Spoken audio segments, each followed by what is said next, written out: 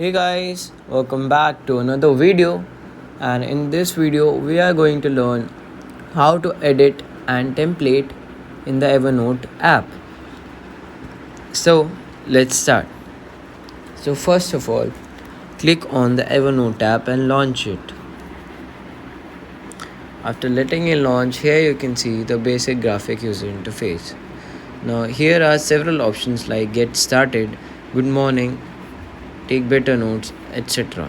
Now here you have to scroll down and you will see your notes and available media files. Now click on this green button which is saying plus new.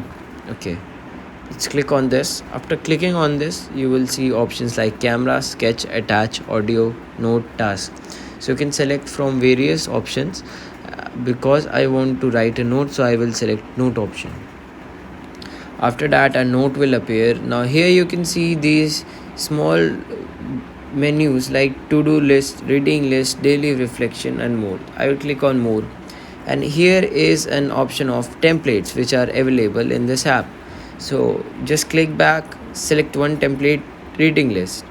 After selecting this reading list, click on this. Now here you can how edit your template. Get started on exercising